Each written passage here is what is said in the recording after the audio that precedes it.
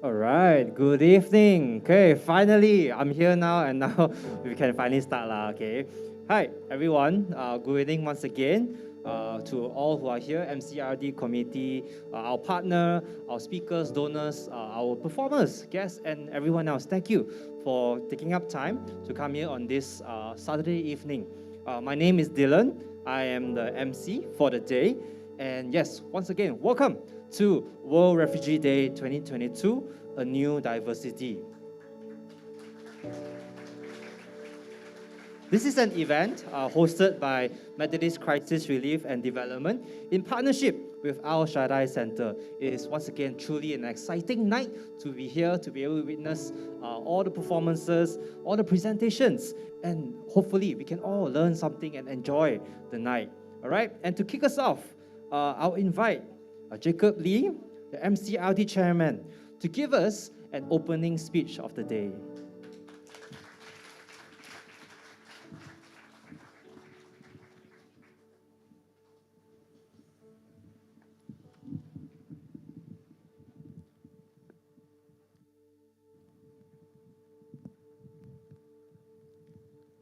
Good evening, ladies and gentlemen.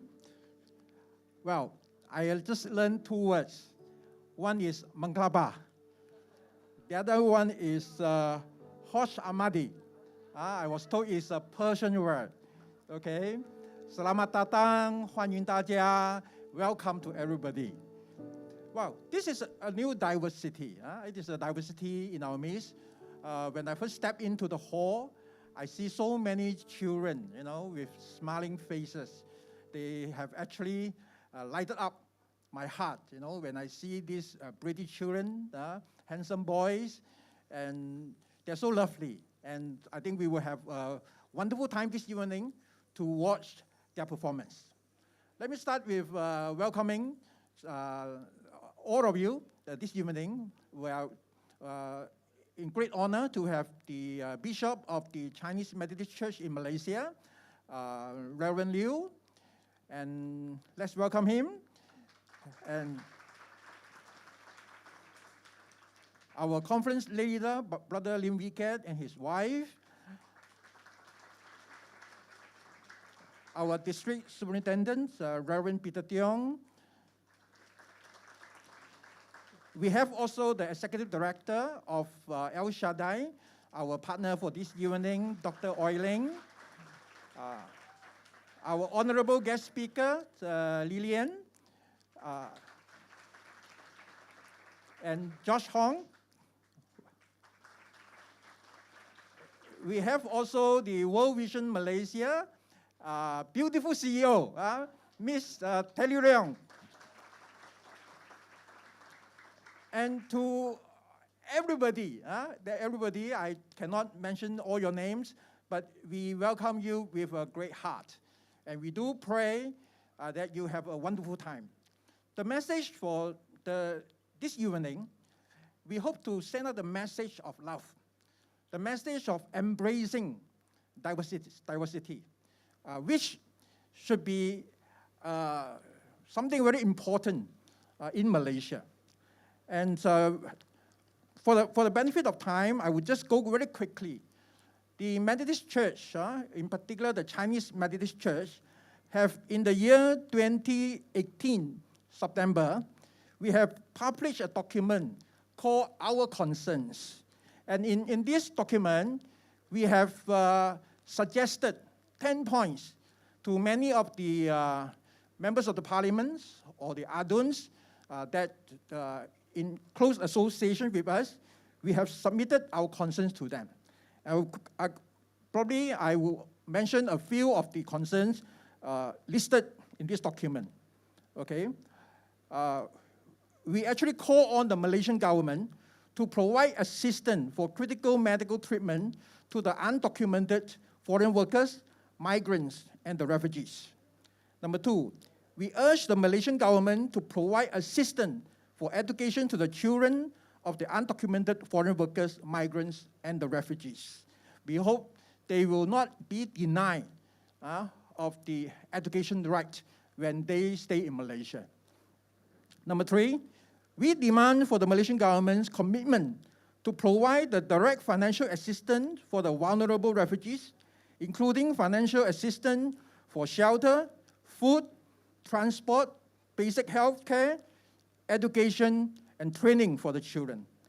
Number 4, we urge the Malaysian government to protect the refugees in Malaysia and to continue to make their life more bearable for the refugees, at least until major legislative and policy reform are instituted. Number 5, we urge the Malaysian government to allow the refugees to seek employment in Malaysia. Number 6, we urge the Malaysian government to implement free legalization process or amnesty process for the undocumented migrants. Number 7, we urge the Malaysian government to refrain from the use of force against the undocumented foreign workers and vulnerable refugees. Number 8, we call on the Malaysian government to intensify its effort to prevent and combat human trafficking and smuggling of migrants, as well as to ensure full protection and assistance for traffic and smuggle victims at all stages, in line with the international standard. Number 9, we urge the international community and developed nations to elevate the plight of refugees by increasing their resettlement quotas. Number 10, we call on the Malaysian churches to witness to the gospel of our Lord Jesus Christ in both word and deed. We pray that the churches will extend our care and concern to those in need. Let us provide our resources for education for the children of the migrant workers and refugees. Ladies and gentlemen, with these published documents that we have sent to many of the MPs, we do hope that we, the Methodist Church, can do a small way to help our friends, our neighbors who are settling temporarily in Malaysia. And we do hope that our refugee friends will find Malaysia a loving country, a country with so many diversities and so many love and respect. And Malaysia will become a good memory for all of you. Thank you, and we have a good time.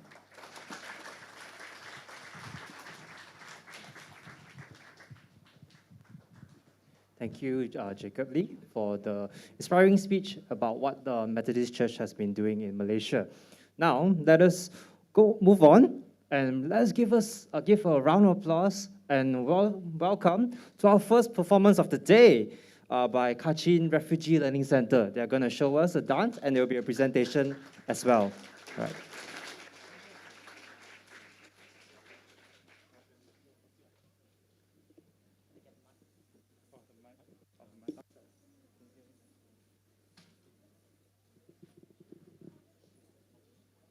One is enough. Hi, good evening, ladies and gentlemen. First of all, I would like to call up all the performers. Please come on the stage. Yep.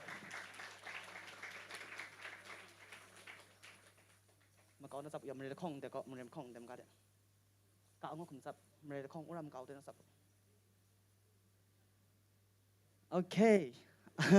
Yes, as you can see that they have like very colorful and unique costume. So I'm going to talk about a little bit about Kachin history. Please, next slide. Kachin people, Kachin entities group have the 7 tribes. Here, as you can see, Nung, Luang, Longwo, Rawang, Jingpo, Lechik, Lisu, and Zaiwa. There are 7 tribes in Kachin, and each of them have their own, as you can see, the unique costumes. So this is a Lisu costume, and this is a Zaiwa, and another one is a Jingpo, and another one is a Jingpo live in a different area. So one Jingpo from the kind of like northeast part, one live in the southeast part. So they have even they are Jingpo tribes, but they still have the different kind of costume. Yeah. Thank you. Could you please next? Thank you. So many people wonder where we come from. So this is where we Kachin people come from. You can see the map is the Kachin land, Kachin state. So yes, our ancestors come from the Tibet and Mongolia. That's why we are a bit sounds like Chinese. Yeah. And then, yeah, we have, like in 16th century, Kachin people moved in the large number to settle along the Burma border. And then we have been settled there more than like 1,000 years. And yeah, we are close to the India and also close to China, especially the Yunnan province. So some of Kachin also live in the Yunnan province. And in China, the Chinese people call them Jingpo Su. And in the India, they're close to the Aruyachana Pradesh, and they also call it themselves Jingpo, and Singpo, they call it. And then in Myanmar, we ourselves call it Kachin and Jingpo. So initially, many people call us as a Jingpo, but like when missionary came into our country, and then we converted into Christianity, and then they call us as a Kachin. Shall we go next? Yeah, thank you. So more than 90% of Kachin belongs to Christianity. So yes, some of the Kachin, those who live in China and Arunachal Pradesh in India, they are still believe in kind of animism and forefathers. And yes, before the missionary came into the Myanmar, most of us are also believe in the animism. I mean, that worshipping their forefather. But we are converted around in the 1876, and then many of us like converted, like village by village, converted into Christianity. And then now, more than 90% of Kachin belongs to Christianity. Yeah, this first picture is how we, like, kind of we trying to, is altar, I would say. It's altar, like we kill the kind of animals and we, worship them in the animism time. Now, like back then, now, I mean, we have the like Baptist conventions, and we have also Catholic, and also other denominations in Kachin community. Not only that two denominations, there are also other denominations in the Kachin community as well. Shall we go next? Yeah. Thank you. So another one is, when it's come to Kachin, very important thing is the Manao Festival, which is like, everyone can get involved without practice. So the leader will lead you to how to dance, and then you are just dancing along. And I mean, like everyone can involve in that dance. This is one of the very unique culture that Kachin people preserve until today. So in the ancient time, the pillar of the Manao post might have like some kind of color and not very colorful. But now we have adapted into like more colorful, and we also have all the meaning of each of the posts. So I'm not going to go further details because I have the limited time. So yes, and these are the leader of Manao dance, and they have to lead the dance, and then everyone like at the below you can see that the picture. Many people can participate. Even 1,000 people dance every year. So, but since the resume war in Kachin, so 2011, the resume war between the Kachin Independent Army and Burmese military. Since then, we could not celebrate, we could not dance on Kachin State Day. So 10 January is Kachin State Day, but we couldn't celebrate since then, back then. So this is about our culture. Yes, as you can see, the ladies are so colorful and unique. That's all. Thank you so much, everyone.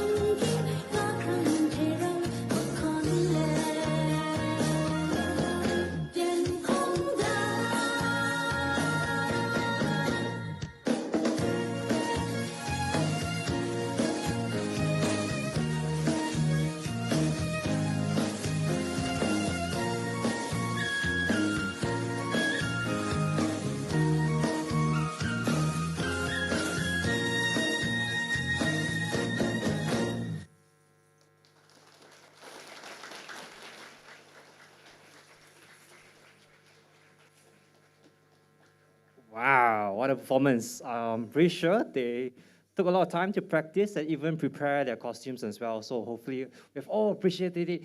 And once again, give them a shout again. Let's go. Woo! They can hear it, right? All right, nice.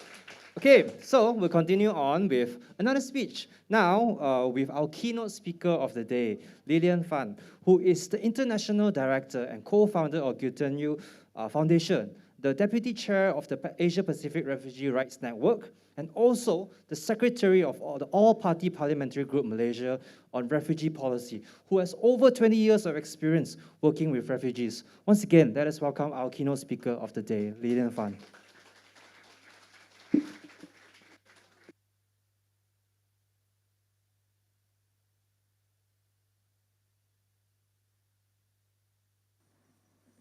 Thank you so much. Am I allowed to take the mask off when I speak? I am.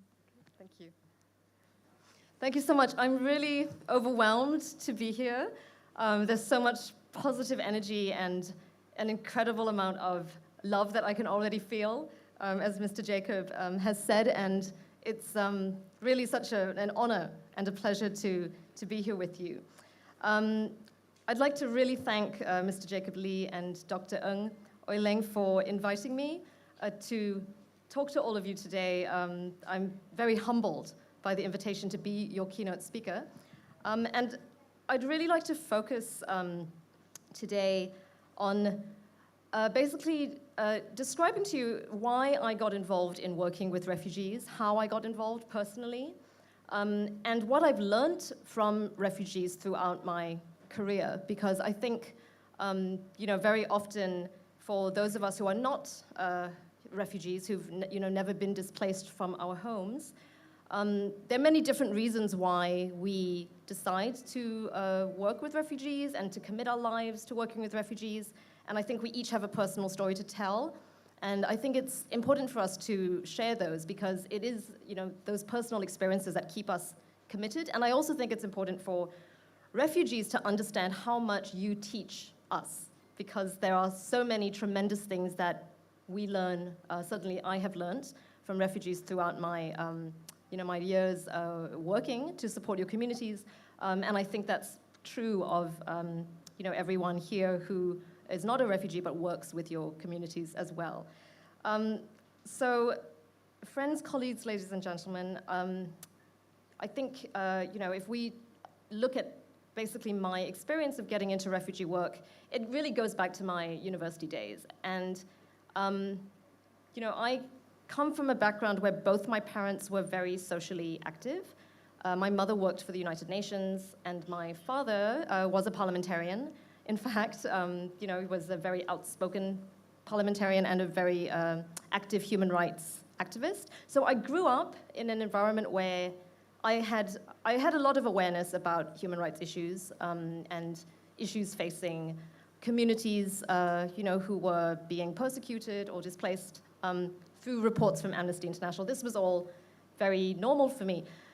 But nonetheless, even growing up in that environment, I didn't commit myself to working on human rights issues and refugee issues until I had direct experiences contacting and working with people who inspired me, who happened to be refugees.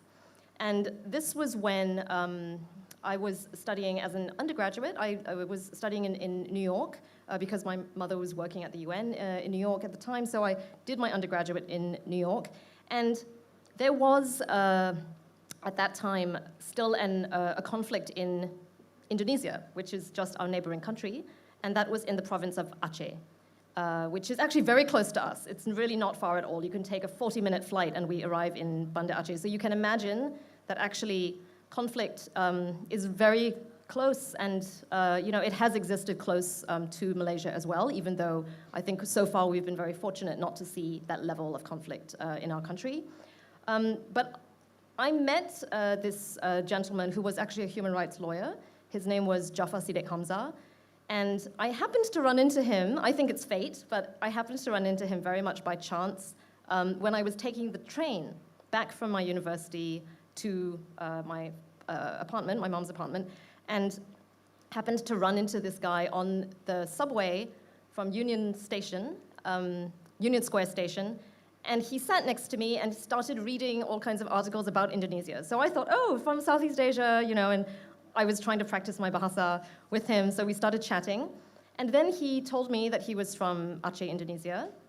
And I said, oh, I think I've seen your name before, because I had seen a poster literally 3 days before that, which said there was a forum on basically looking at human rights issues in Indonesia, and he was one of the speakers. So this man was totally shocked, and he said, really nobody knows me, so I'm very surprised that you know me. So we ended up going for a coffee, and he started talking to me. I was about 19 at the time, and he started explaining to me the kind of situation that was happening in Aceh at the time, which I think is very similar to the situation that many of you have left from, or many of your families have left from. Situations where there was active conflict, where there was armed groups who were fighting each other, the military and a rebel group, where families were being forced to leave their homes, where villages were being burnt, where there was no support from the international community because they didn't have access, where children couldn't go to school, people were living in camps, all around. And I think if we look at the situation, now in Myanmar or Afghanistan or Syria or Yemen, this is the kind of thing that happens in conflict. I wasn't aware of all that at the time, but I realized that, this single individual was trying his utmost best. He was a part-time taxi driver, a part-time student, and then running an NGO basically single-handedly. So I started volunteering for him and helped him with translations, helped him to organize some awareness events, and started a student coalition. But I learned so much from, Brother Jafar as an individual, and also from the community. I started going to the homes of the Achenese community, learning from them, and helping them basically connect with, the student university network, and coming and giving forums.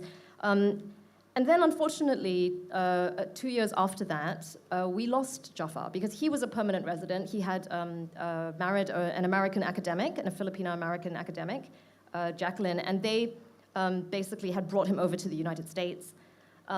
He started to travel back to Aceh, and he came to my graduation in New York, and then he traveled back to Indonesia, to Aceh, to try to meet some people who were trying to develop a peace process in Aceh at the time. And then I had a call from his sister. I'll never forget it. It was on August 4th, 5th, which was around Hiroshima Day. And I had a call from his sister, who was in North Aceh, in Lok Sumawe, who I'd never met. But she knew that we were working together, and she was crying on the phone saying, we have lost Bang Jafar. He was kidnapped, and we don't know where he is.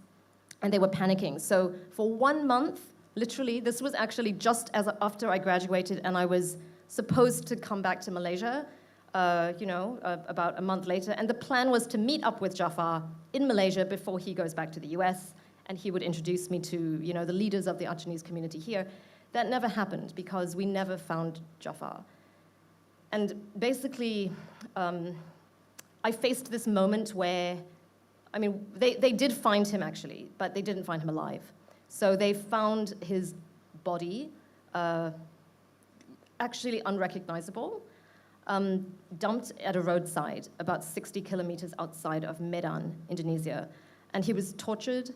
This was a man who was so gentle and very peace-loving, and didn't really have any, not even a strand of hair that knew the word hatred, in his entire being. The most gentle person, and was really like a mentor to me.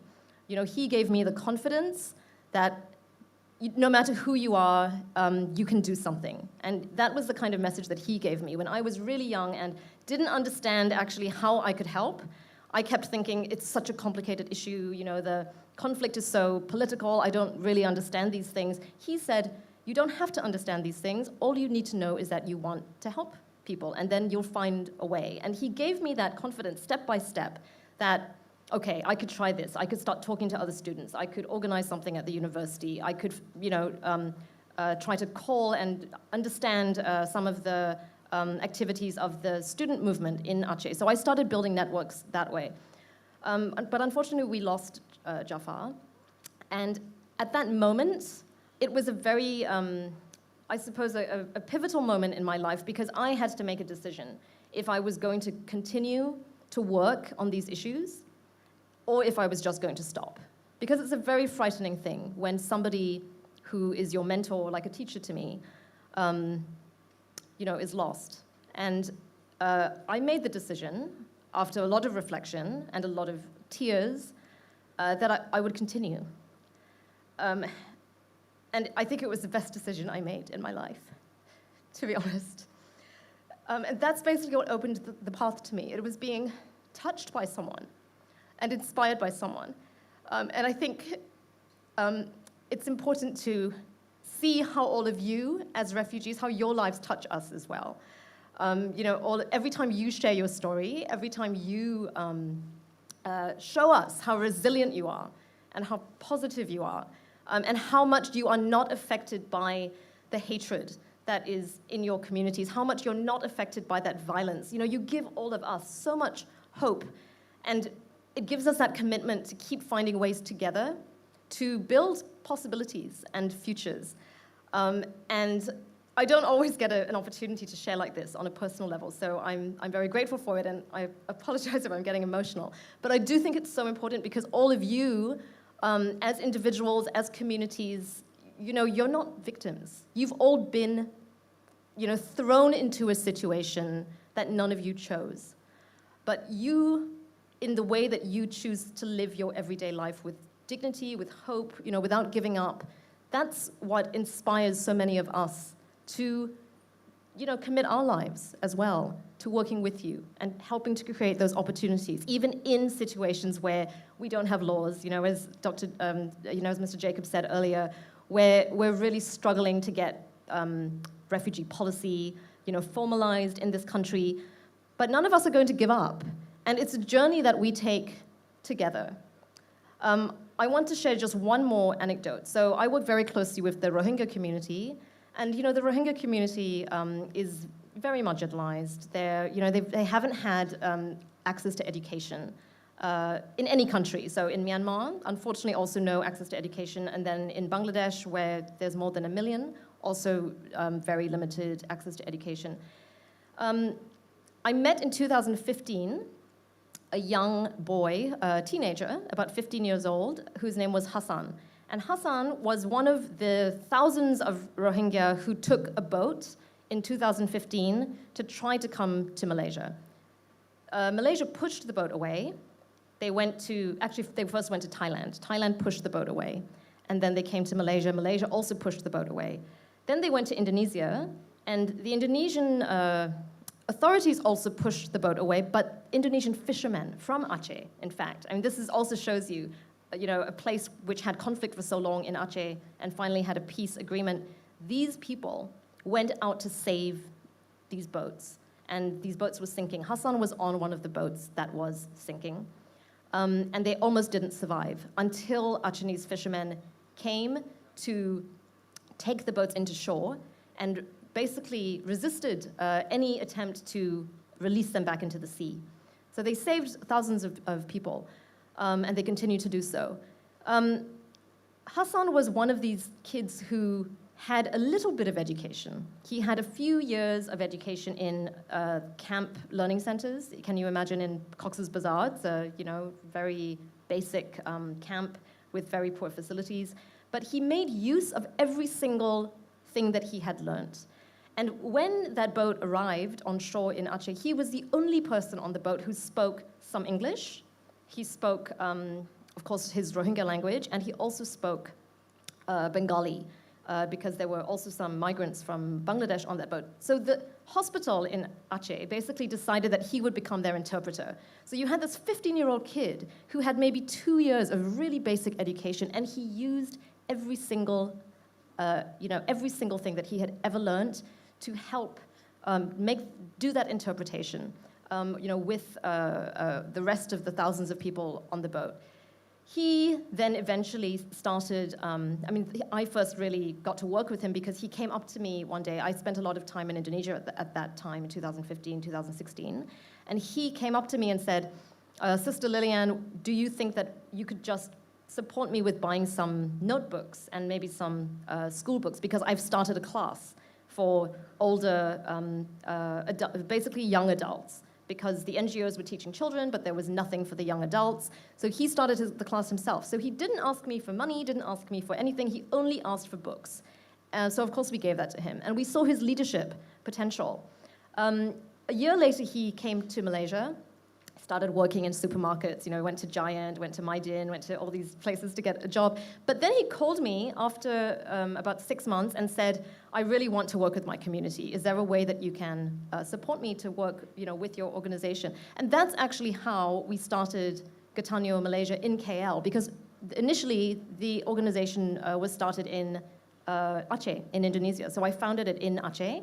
Gatanyo means all of us. It means kita in the Acehnese language. But because Hassan was so committed, just a single Rohingya youth, I said, okay, so there's potential now because there's somebody in the community. And we've invested in Hassan all these years. He's gone to work with other organizations and then come back as well. He worked for Mercy Malaysia for a little while and then he came back. Now he's working with us again and he's our coordinator for our Rohingya program. So we have like a service center basically for Rohingya and a hotline. We do referrals for them and distribution of aid. Hassan is running the whole thing. I don't even have to worry about it. So it's really incredible how much when you invest in a single individual, how much potential and how much growth and how much they can give back to the community. So looking at all of you, wonderful, positive young people here, I just think of how much hope there is for your communities, right? The fact that all of you are, here and getting the education that you can, supported by such dedicated people and organizations. There's so much you can do. And never, ever, ever feel that being a refugee should stop you from achieving your dreams. Hassan wanted to be a doctor. He can't be a doctor formally, but he is as close as being a doctor that, he could ever be in these conditions, and he's doing so much good for his community. So never ever think that I'm a refugee, I don't have this, I don't have that. It's very unfair for refugees, and we do know that, but don't let that stop you. Don't ever let that get your hopes and your dreams dimmed. You have a community of support and love, and I can see that so clearly from the people in this room who are here supporting all of you. So you should really feel that you're being lifted, from the darkness into light, and anything is possible. Your dreams are possible and achievable. So I'll just end there, but I'm really, really happy to be part of this, and I hope we can all have a wonderful celebration of diversity today. Thank you.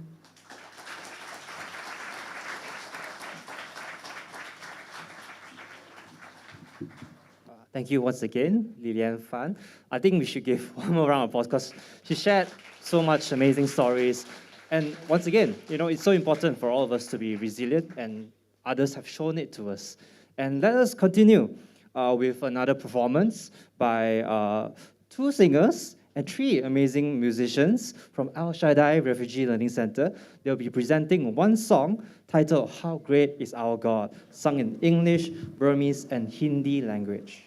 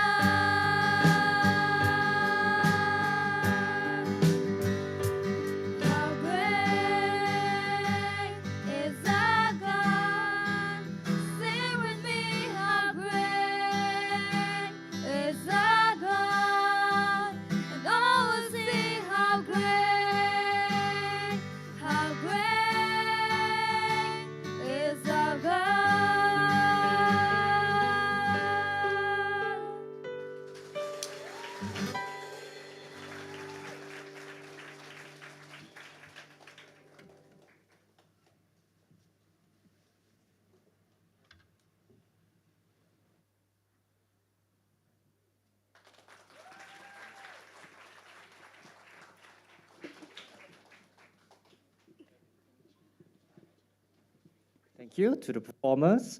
I think they sang not just with talent, but even with emotion, with feelings. And I think that's why it's so wonderful and so beautiful. And hopefully the song has encouraged us in our time of who God is. And let me continue on today with our next speech will be given by Mr. Ling Wee Kiat, who is the Methodist CAC Conference Lay Leader. He will be coming up to present his speech. So let me invite him once again.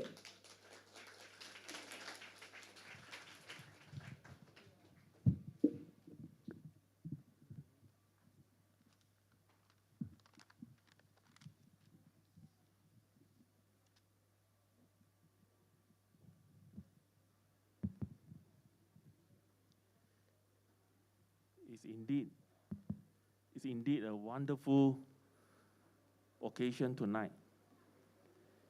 May I extend my congratulations to MCRD Chairman, our brother Jacob Lee. Also the organizer of this event, as well as the co-organizer, El Shaddai Center Berhad, with us today, Chairwoman Dr. Oiling, and Dr. Chua also with us. And of course, Jacob has been very much emphasizing that we have a very beautiful CEO of World Vision. And I believe that this wonderful and memorable event will be able to create awareness, and I believe is also able to stir the hearts of everyone here tonight who participated. We have such a need to extend our help and support to refugees in our country. And not forgetting that we have our Methodist Church here, our Chinese Annual Conference Bishop, Reverend Liu, and keynote speakers, Lilian Fan, wonderful sharing. I've been to Aceh many times, and I can tell you, I have a very unforgettable memory in Aceh. It's a very frightening experience. Yeah, I was doing some business there in the pulp and paper factory. I can understand the situation in Aceh. Yeah. So I hope that I do not miss out anyone.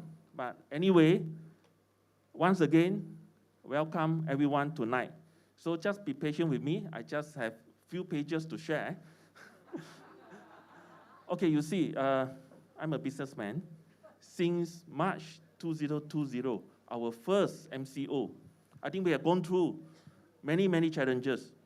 We were all locked down for more than 350 days.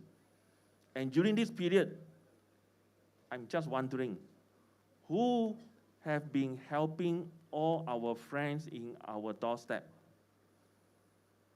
As we know, in Malaysia, we have more than 90% of our economy dependent on our SMEs. And no one is actually immune to this pandemic. We are all affected. I'm also greatly affected. So I'm just wondering, and even though we are now moving towards the endemic, but I can tell you, borders open up, none of any sector that so-called is not allowed to open. But I can tell you, no sector is immune because of this pandemic. We need time to recover back as pre-pandemic level. I attended a webinar last year organized by one of the university, and we focused on one topic, sustainability of charity. And this is a topic that I think is affecting every one of us here, especially our friends. So tonight, I would just like to highlight a few key issues or challenges. And I do hope that we can have some sharing and to have some good understanding, and pray that government, NGOs, organizations, individuals are able to work hands in hands to help those refugees. Just a very brief statistic. We have a population of about 33 million. And I do not know, I think Dr. Oiling, maybe you can correct me if I'm wrong. So we have a foreigner about 5 to 6, yeah? And 2 million legal, 3 to 4 million illegal. And these are some of the photos that show those people that we are showing our concern. Anything been done during the last 2 years, during the MCO?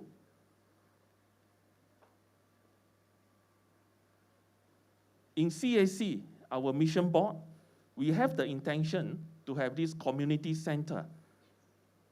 All of you need social engagement, social activities in order to blend into the society. So you can see that we need some kopitiam check, you know, go to the coffee shop, outdoor activities, online classes. And these are the people that we are actually seeing them almost every day. You go to the markets, you go to any shopping malls, you will see all these people. And over the 18 years, only less than 9,000 were sent to the third country. Am I right, Lillian? Yeah. So you can see that this is a very miserable numbers. So as what our MCRD chairman, Father Jacob, has mentioned, the concerns that we have, CAC has so-called submitted to all the to the government and to all the NGOs. Yeah, but what has it been done? Anything that been done? What will be the outcome?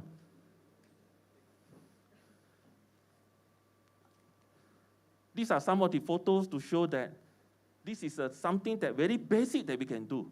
Home visitations, you know, medical care, food aid, support. In CAC, we are very particular about this church and society, church social responsibility, church social responsibility. I have my bishop here. Our brother Jacob, he was actually the lay leader, the former lay leader. I took over his position. Yes, he has many things that I'm still learning from him. But you can see that from here, these are something very basic. But even these basic things, not many people are willing to do. So this event, we do hope that it will stir up the hearts of those people that either online or here physically, that we should do something to support and to help those that are in need. It's a very good cross-cultural learning. You can see the performance. This is a learning center. I was visiting this center last Monday and Tuesday with a group of people, volunteers. Yeah, I can see that it's very touching when you see those people. I'm a father of 3. I have a grandchildren. So you can see the lovely children that we have here. They need school. They need education. They need shelter.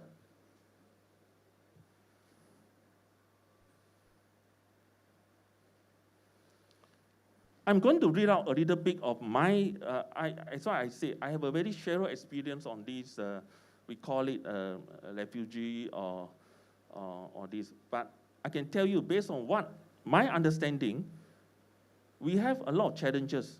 Like for instance, I mentioned sustainability of the charity, the impact of the pre and post pandemic. Our borders are all open, but I can tell you, we need time to recover. Even tonight, we can see that we have a good response. Yeah, we almost have a full house. But how many businessmen are here tonight? Social political uncertainties. We have an influx of refugees, the crime rate, repeated charges of violation against the stateless. Neither government nor voluntary organization able to cope with the vast number with such needs. So every time they will come maybe to MCRD, come to El Shaddai. Are we able to pool all the resources together, able to unite all the voluntary organizations to develop programs, hostels, schools, appropriate programs. That was one of the concerns read out by Brother Jacob just now. And how are we going to have an appropriate program to uplift them economically? Those photos that I showed to you, actually from the Southern Diaspora Support, which consists of various voluntary organizations, of which one of them actually is from El Shaddai. Yeah, El Shaddai has a very comprehensive coverage. Yeah. And to achieve or to mitigate, so-called, all these challenges, partnering, we really need to appreciate the experiences, to tap on the learning curve. Like what I can see that the experience and the wisdom found in the existing diaspora agency, learned over many years, such as El Shaddai. I think MCRD is learning fast under the leadership of Brother Jacob. Therefore, we should continue to work with this agency. We should not have the mindset of jealousy. We should work together. No doubt, it may cost us more financially, but we need money. We need these resources. We need to work at building trust among all those voluntary organizations in Malaysia. Integrity is one of the key. Accountability. If you go to people for some donation, for some support, we need to have a very clear accountability and clear objective visions. Awareness, as I mentioned, social responsibility. So I put it under CSR, church social responsibility. In Methodist is like a table, 4 legs. So we have our evangelism and church planting, our discipleship, and then we have our cross-cultural missions, and we have one, church and society, where that we emphasize much on the social engagement. So this is part of, as a lay leader, part of my responsibility to encourage churches of Chinese Annual Conference to participate, to do their part, to help those that in need. And also very important that we need to further disseminate the information on the needs and activities.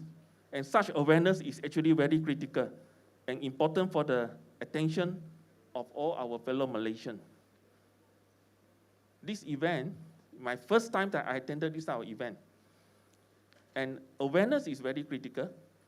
If you talk to them, you talk to people, like the performance that we have gone through, we have seen just now, that is actually a very good. I hope that this is going to be, this YouTube is available to all the people, right? Okay.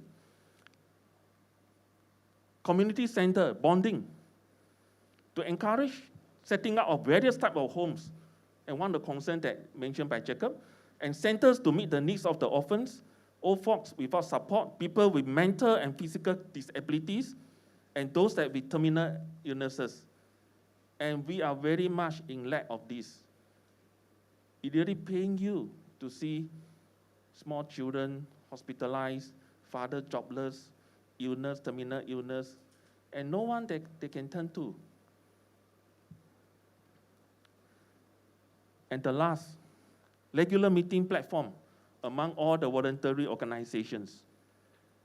We really need to have this so-called regular meet to encourage, to foster a stronger ties. And hopefully, by God's grace, a consensus among all the voluntary organizations and agencies. I'm new in this line, I'm learning, and I really hope that this event of tonight is able to stir at least those who attended tonight, that we really need to step forward to help our friends that in our doorstep. Okay, I end my speech here. Thank you.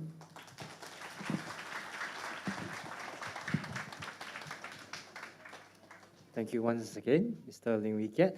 Yes, I do think that's true. You know, a lot of times we forget how privileged we are, and in some sense, there's a lot of things that can be done. And hopefully, the awareness and encouragement that we have heard from the speeches and even the performances will drive us to do something in our lives.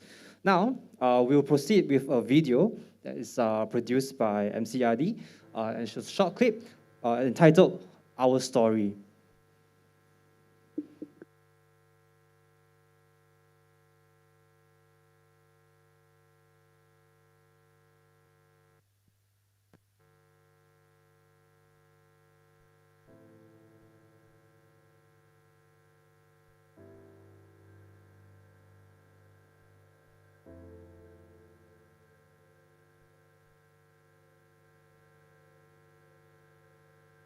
They're killing even the baby just born in the hospital. Of course, there was fight, war, explosions, but the peace was inside our house. So when he was going to his work, and he was stopped by the tallman on the road. Somebody reported the tallman that he's working with American people. I don't know how they killed my father. There's no peace in my country, so they all are fighting like Muslims and Burmese. We were walking on the road. Suddenly one explosion happened.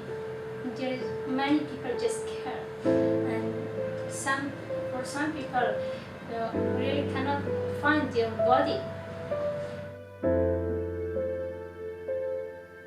Not so many people care about refugees' life. Let me tell you, nobody wants to get out of their house, their homeland. It's like a matter of death or life. Nobody wants to go to a place where it's unknown. We don't know about what's going to happen. Things are going to happen. No, I don't want to beg others. I don't want to ask for anything to help me. But of course, we humans need help, but not like to be my habit.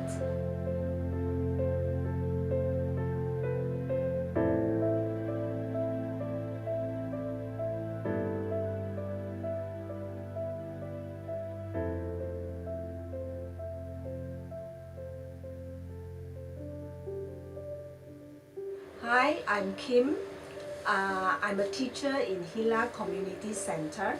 I see a lot of these refugees, they ran away to Europe countries, and we saw them causing a lot of trouble in those countries.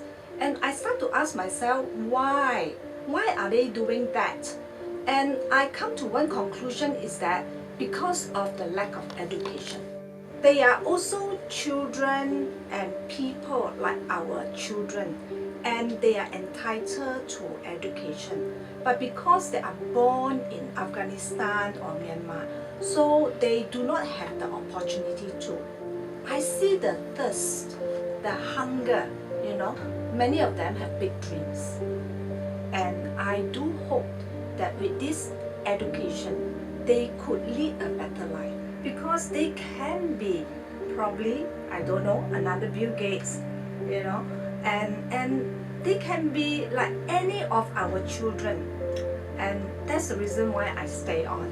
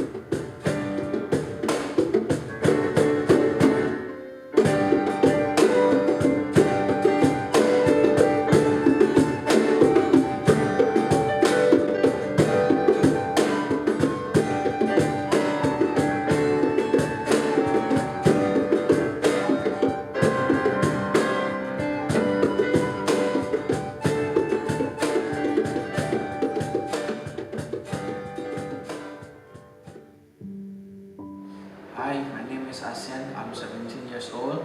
I'm from Myanmar and my dream is to become a music professor.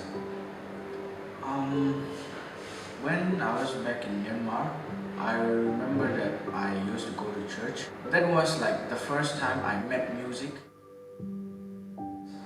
I want to get to university to get like a proper certificate for future, but I think it was last year that my case got cancelled, and then my red cards were taken.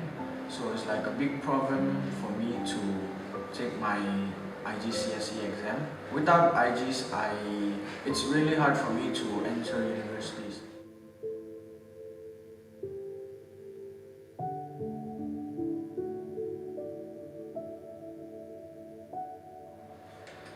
My name is Lin. I'm 34 years old. People call me Lin. I'm from Myanmar. So I've started my children ministry in Myanmar in 2008, and my children home and everything took away by the typhoon. The first time when I arrived in Malaysia, I was working as a chef. After 2 years, I was cheated by the local agent, take away my passport and money. So I become illegal immigrants.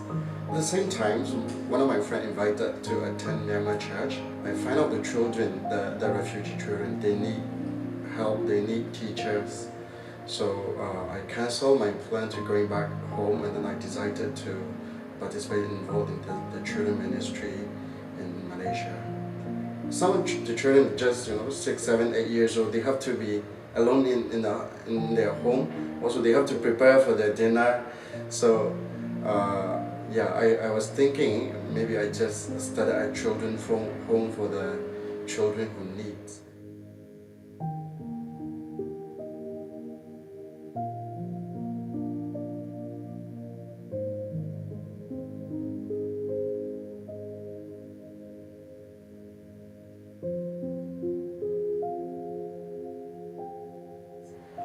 I would say a refugee school like this has more challenges. We do not have enough teachers.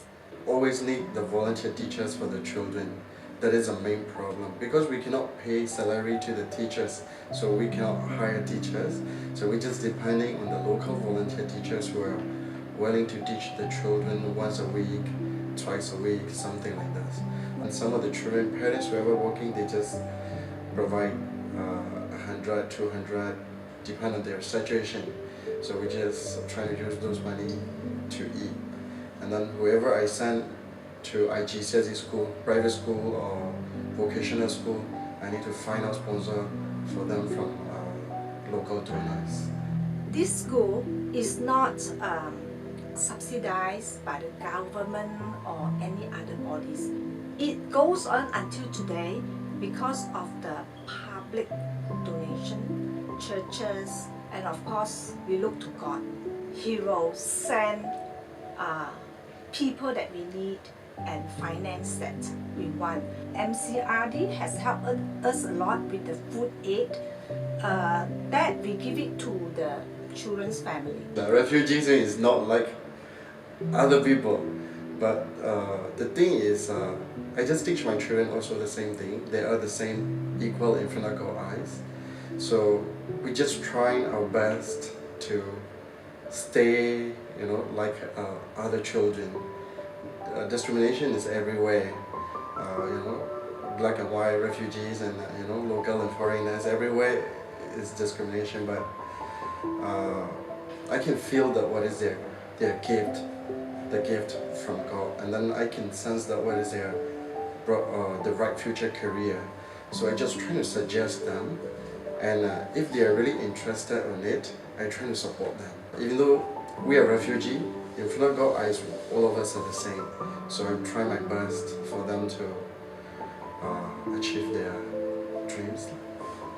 I really pray that in time to come, they will also be like any one of us, to have a job, to have a country that they can call home.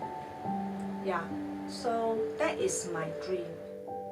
Dreams is like a torchlight for us to help us see in a dark path. Without dreams, I know that I will get lost in a blank space. Hello, my name is Shuri, and my dream is to be a specialist doctor. My dream is to be a better person and live my life as a human. Hi, my name is Laila and my dream is to be a surgeon. My name is Zahra. I am from Afghanistan and I want to be a marine biologist. And my dream is to be a counselor. And my dream is to become an engineer. And my dream is to be an astronomer. Hello, my name is Dr. I want to be a footballer. I want to be a business woman. I want to be a Superman. And I want to be an actor. I want to be an artist.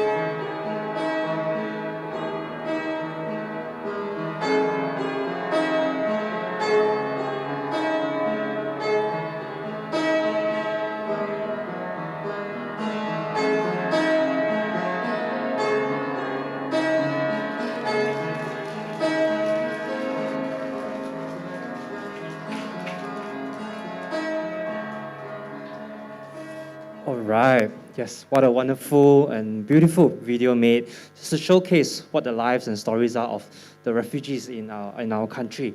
And yes, now it is time for a 10 minutes break. And making sure this happens first. Those online especially, don't switch off first, okay? You have a 10 minutes break, you can come back, and there will be more performances, there'll be more speeches and encouragement for all of us here today in this World Refugee Day 2022. And yes, you may go for your toilet break, your refreshments, but let me tell you a few things, very important things.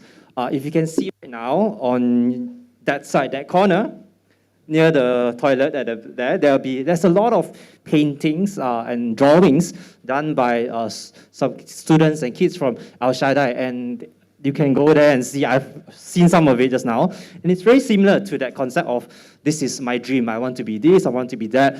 Go ahead and have a look there later on, just to see the beautiful pictures that they have drawn. And later on, there will also be a QR code on the screen if you wish to support this event today in the cost that to cover the cost that was used for everything that we have done here, including the space, the food, and so on. Please support MCRD. And let's see, what time is it now? 8:43. Okay, yes, I know we are Malaysians, okay? But please be punctual. The break lasts for 10 minutes, so come back here. Okay, I'll give you extra minute. 8:54, all right? 8:44, come back. We will go on with other things. All right, that's all for now. We'll see you after the break.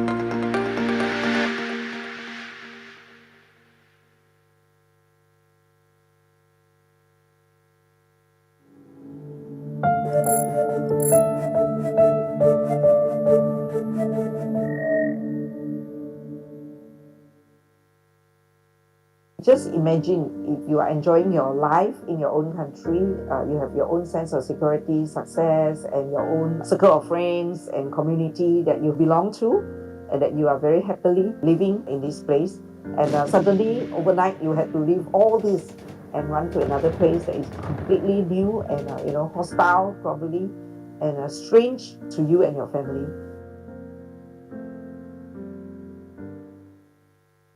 Hi, my name is Dr. Ng Oi Ling.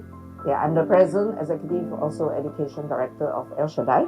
So I have been with this organization since the end of 2013. So El Shaddai Center is a registered NGO working closely with United Nations High Commissioner for Refugees. So it started in the year 2008 with 22 Rohingya students. So we run a learning center for them. Since then, of course, the work has expanded. El Shaddai Center intentionally goes to engage with them through platforms that meets their need, like education, social work, business enterprises, and also other beneficial activities that El Shaddai runs for these communities.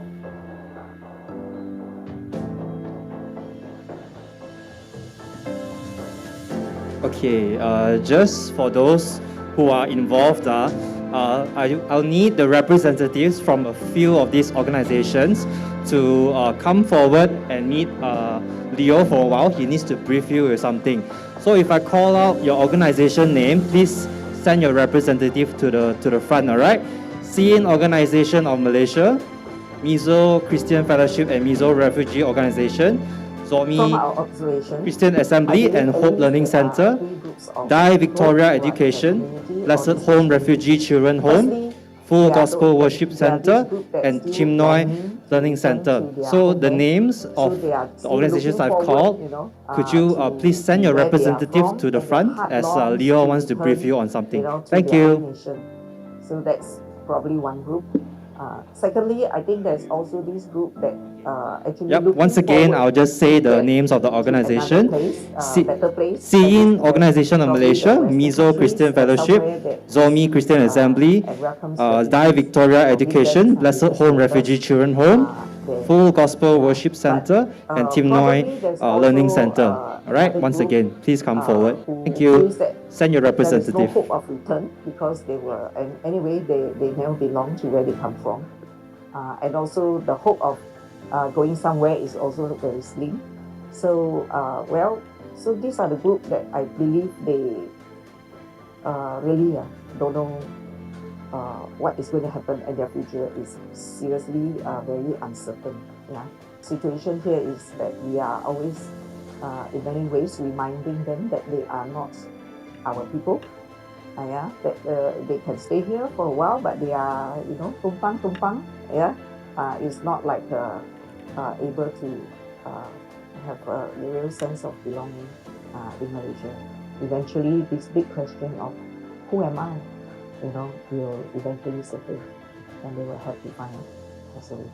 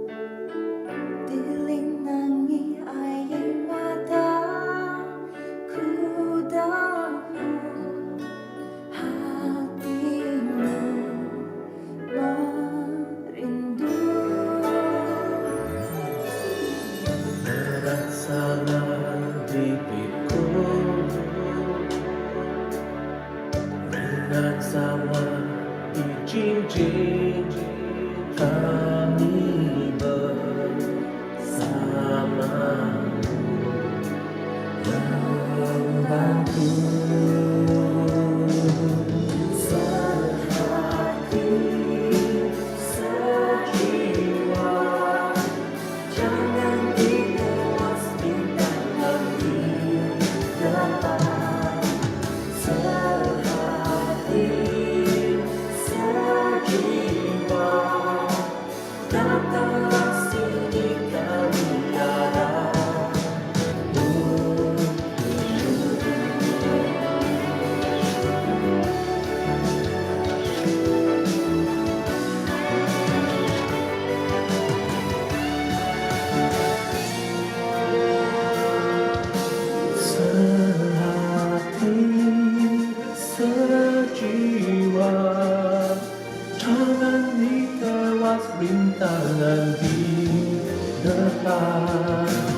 sehati sejiwa, datanglah sini kami ada untukmu. Datanglah sini kami ada untukmu.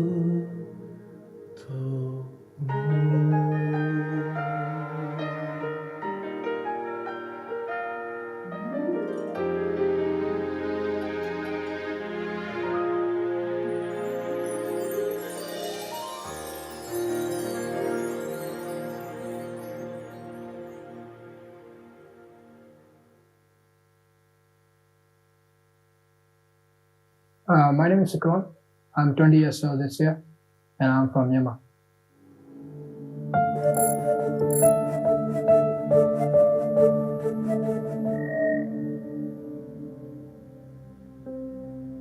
My parents were divorced when I was 7 years old, so I was growing up with my grandparents in a small village. So in a village, we have to walk more than 12 hours a day to get food.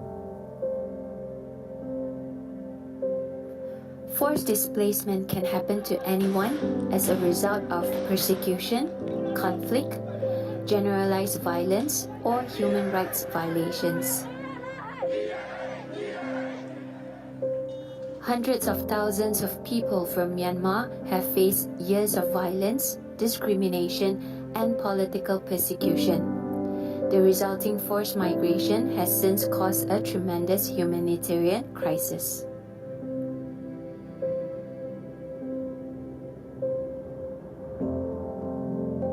For me, honestly, I don't feel like I belong here because this is not my country, and also I cannot live here forever. Of course, I have to travel to another country because I'm living here under UNHCR. So I have to, travel other country and make life, make family and life there, stay with family. I feel like I belong in my country because I born there and I grew up there. All my childhood memories were there. So I feel like more likely I belong there. The resettlement of a refugee is not as easy. According to UNHCR, fewer than 1% of refugees are resettled each year. Currently, I'm living in Malaysia. Like a lot of kids, a lot of teenagers, same age as me, they can do a lot of things that I can't do. For example, they can buy a motorcycle, they can buy a car, but I can't buy. I'm not from here, so for me it's very hard to get a license as well because I'm living under UNHCR. So yeah, it's very tough to live here. I'm currently working in Al Shaddai as a teacher at the school where I studied before. When I first joined Al Shaddai, my English was so bad I didn't even understand a single word of English. But in 2.5 years, my English language communication started to change. Now I can speak with anybody from different nationalities in English. So I want to thank Al Shaddai teachers and leaders who give me opportunity to study in Al Shaddai. Thank you so much for everything. Now I'm living in Malaysia, so even if I want to go back to my country, my own country, I cannot go back because, my country is still going war. So for me to go back there, even my family to go back there cannot because, there are a lot of dangerous people, especially the Burmese soldier, they're killing innocent people there. So I can't go back there. Even staying in Malaysia forever is not going to be, guaranteed because I'm not from here and also I'm living under UNHCR. Of course, UNHCR going to take me to other country. So my future is so uncertain, not guarantee whether I'm going to be here or I'm going to be back to my country. It's not sure for 100%. So if I can go back to other country, if I have chances there to live or chances there to study, then I will continue my life there.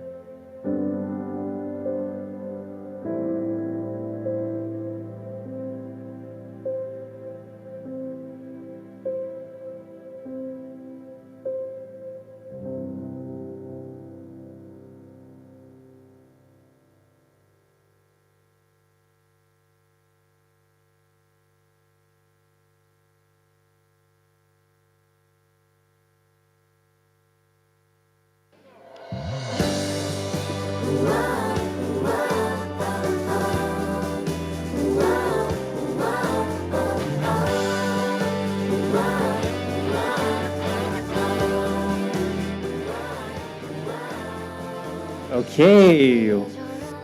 Yes, the break is over. Please go back to your seats if you can. You will have time later on to take more photos, have chit chats with everyone. But the program must go on, all right? So once again, everyone please seated. First, I would just like to welcome the MCRD committee and to come out on stage. There will be an appreciation award to a few of the centers.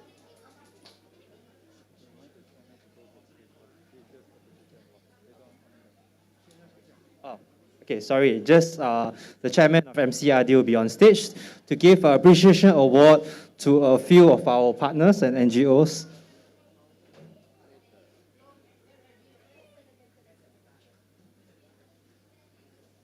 Okay, so I'll first call out Al Shaddai Center Berhad.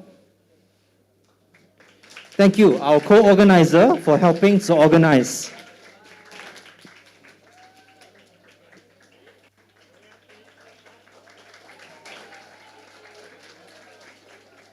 Well, next to Kachin Refugee Learning Center, our special guest and performance group.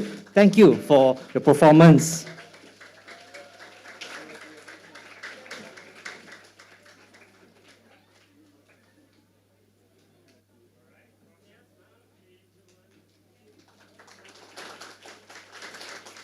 Thank you. Next will be from Hila Community Center, special guest and performance group.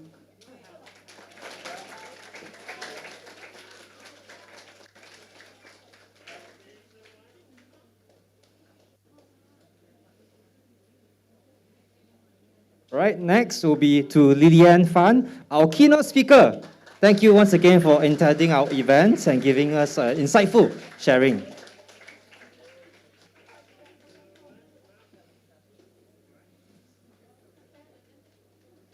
And lastly, to Josh Hong, our guest speaker. And yeah, you all know lah, he's our guest speaker. Now you all know. Uh-oh. Yeah, he'll be our next guest speaker later on. Thank you once again. Mr. Jacob, you have to stay here lah. Okay, now let us continue on with mock check presentations, and I'll welcome the MCRD committee members to come up. Bishop to come up as well to present the mock check. And conference lay leader. Okay, all right, good.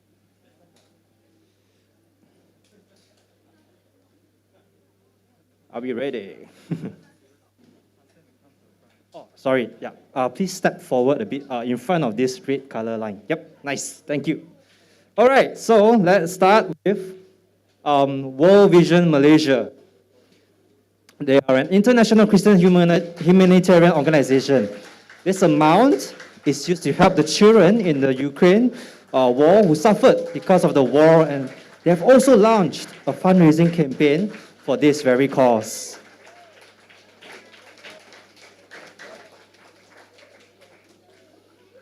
Next to Al Shaddai Center Berhad, set up in 2008 as a Christian-based humanitarian NGO to vision to reach the displaced and marginalized communities. Wow, you're louder than me now. Al Shaddai has been MCRD's main partner in refugee development projects since 2016. They supported the library and provided support even during the COVID pandemic. Next will be Hila Community Center. Started off with teaching English for the refugees back in 2014 and has now progressed to offering education for more subjects, to provide training and counseling, all with the vision and aim to help the refugee communities in Ampang to improve their situation and self-esteem. Thank you. Next will be Kachin Refugee Learning Center, a school we started in March 2007, located at Bukit Bintang with very few students. They branched off to Tapak in November 2007 and began a preschool in Serdang. Now they have 290 students and 22 full-time teachers. Next will be Sein Organization of Malaysia. Sein Organization of Malaysia? All right. Established on 7th July 2007 with 20 Sein Chin refugees. Now at a staggering 900 Chin refugees, Chin organization in Malaysia fellowship, they stand for all members and they give equal right as they help them to seek refuge in Malaysia. Next, Mizo Christian Fellowship and Refugee Organization, established in 2007, having over 400 members from Myanmar. It conducted multiple projects, such as creating a members database.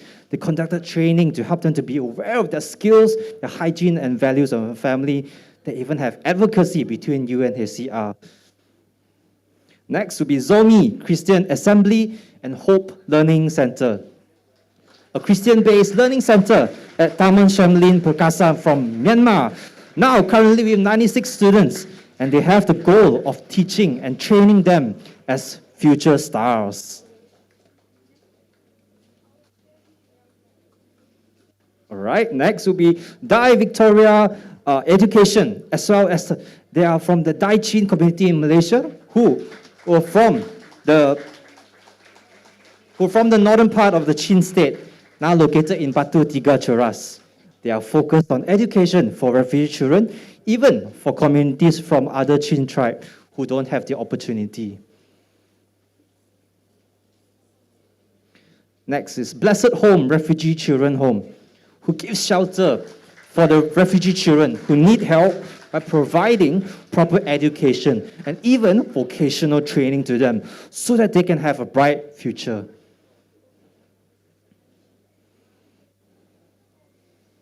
Next will be Full Gospel Worship Center. It's a Myanmar church founded in October 2011.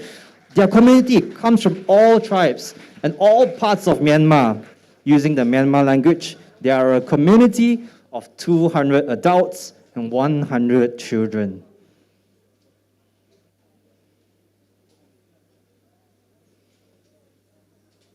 Last but not least, Chim Noi Learning Center. They are a learning center consisting of students from Myanmar, Pakistan, and Nigeria. And all of them seek the protection of UNHCR. And the center seeks to provide proper education, emotional support, and physical development. They now have 8 full-time teachers and 130 students in the school. Thank you once again to MCRD committee members and Bishop. And thank you to the 11 NGOs who came up to take up your mock check. All right. Okay, the party is still going on. Woo. All right, there are still some presentations left and performances. So let's not wait anymore. Let's welcome Hila Community Center as they tell us the story from the presentation as well as through their dance later on. I'll welcome them on stage.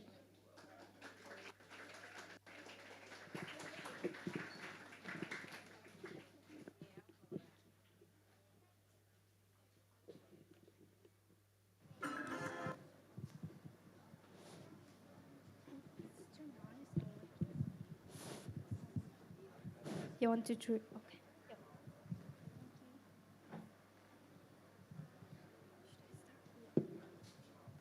Hello everyone, hope you have a great day. First, we want to thank MCRD for the food aid to Hila students during COVID-19 the past 2 years. We really appreciate it. So today we are here to present the Afghan culture. I'm sure all of you have heard about Afghanistan, but the social media hasn't shown you the real Afghanistan. This is the map of Afghanistan, and this is Kabul, the capital of Afghanistan. This is our national flag that shows the colors, black, red, and green. The black symbolizes the dark and the trouble of the past nations. Red symbolizes the bloodshed by those who fought for the country's independence. And the green color represents prosperity, but for now, the Taliban has changed the flag to black and white colors, which is very unfortunate. There are more than 14 races in Afghanistan, and the biggest races in Afghanistan are the Pashtuns, Tajiks, Hazaras, and Uzbeks. Hazara people are the third largest ethnic group in Afghanistan in the term of population. They speak Dari Hazara dialect. Hazaras are known for their distinctive music and traditions with a rich history, poetry, and art. Hazaras are always subjected to violence, and sadly, the Hazaras say they are considered outsiders in their own country. They are said to be Central Asian descent and have been persecuted throughout history. Afghanistan is a beautiful country with amazing cultures, beautiful nature, scenic places to visit. We have delicious dishes, interesting and colorful costumes. Here, my little friends, and a few of us are dressed in our Afghan costumes. They are colorful, beautiful, sewn with shiny sequins, sparkling colorful threads, little tiny mirrors, and interesting motifs and designs. Afghanistan has many historical and scenic sites like the famous Buddha of Bamiyan, Band Amir, and the Dar al-Aman Palace. These places are monuments from the 6th century that attracted many tourists. But unfortunately and sadly, these beautiful places no longer have foreign visitors due to the establishment of the Taliban government. Thank you for your kind attention, and we hope you'll enjoy the dance performance by our Hila students. Would you please welcome them with your gracious applause? Thank you.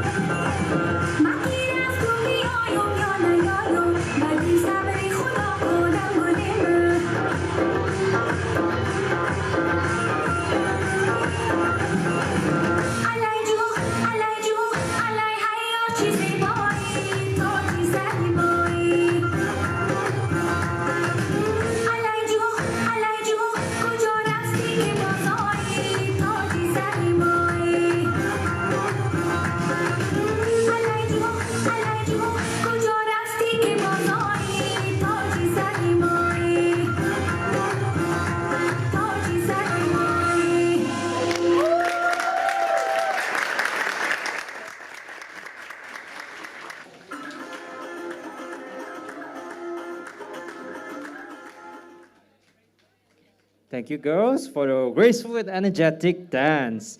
All right, next we'll have Mr. Josh Ong, a former UNHCR consultant and refugee worker, political commentator and columnist who has now worked together with refugees for over 20 years. To share with us his speech, let me welcome Josh Ong to stage.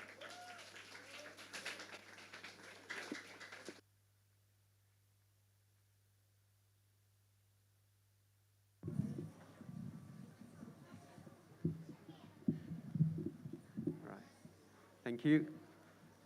Well, allow me to take off my mask. I feel more comfortable that way speaking. Right, good evening, ladies and gentlemen, and especially MCRD who invited me for this event to share with you my experiences and some of my thoughts. And of course, I'm also very happy to see Brother Jacob, and Leo who invited me. And I also brought my friend Joseph along and my friend Kenneth, Xiang Yi. And I recognize some faces, especially Jale Ahmad, because I watched the video before, and immediately, I saw him in the crowd, so immediately I recognized him. It's actually to me it's an honor to be with you all today, and also with my old friend Lillian. I think Lillian's sharing just now was really, really, very touching, and in many ways, I echo with her message in a very large way. We both involved in refugee work in our own different ways over the last 20 years. And for me, I actually started, pretty much as Lillian. I was a student living in London for many, many years, and I suddenly landed into a legal assistant job with a law firm in London at the time. And I remember I had to prepare the cases for the lawyers, accompany asylum seekers to Home Office for interview. The first case that I handled was a Somali case, and I still remember the person's name is Shimaki. That was the very first Somali person that I met. But pretty much as what Lillian said just now, I think refugees really touch my heart and touch my lives in more ways than one, and Shimaki being one of them. Although he was only about 17 years old at the time, but he had, he really dreamed for he had a lot of dreams for his own future. He wants to make a difference in London. He wanted to have a different life. He wanted to live just like everyone else in London. And although I was observing his interview for the lawyer, but I could feel the passion that he had for his life, despite all the difficulties that he faced. Struggling to go to the UK by boat. I remember he was born in Somalia, but he left Somalia when he was a young boy because of the conflict. He moved over to Kenya to live in East Lake in Nairobi. And over the years, I met so many Somali people who had to spend time in East Lake. So that's why a few years ago when I had the opportunity to go and provide some training to UNHCR staff in Nairobi, I also took the opportunity to I made it a point to visit East Lake community. I saw it for myself, how Somali people, the resilience, the capacity that they had, whatever limited resources that they had, they put them together to help each other to survive and to even to thrive. In Kenya. So I think refugees really, to me, refugees are a group of people who are so creative, are so resourceful. They, out of the, what the outsiders see is probably the worst situation, but they made the best out of it. I have seen so many of them in my life. And that's why, in Malaysia, after I came back to Malaysia and I saw these different groups of people, and they practically ignored by the Malaysian society, but I appreciate the contribution that you people have been making to actually enriching Malaysian society. We talk about new diversity today. The theme today is new diversity. So to me, your presence here is actually enriching our lives. You're making Malaysia a more beautiful place, a more diverse country. You're not just enriching the food in Malaysia. You also help us in our economic growth. You do a lot of jobs that Malaysian people do not want to do, but no matter how small you know how small, how insignificant the job that you are doing is. Actually, they are making a lot of difference to Malaysian lives. Malaysians are able to live a relatively more comfortable life because of the contribution that you have been making to our economy. So I really like to thank you for that, for doing the jobs that Malaysians people usually do not appreciate, but you guys are doing it without complaints, and then you do whatever you can to actually help Malaysia become a better place to live in. So that's why when I watched the video a few days ago, when Leo sent me the video, I watched the video.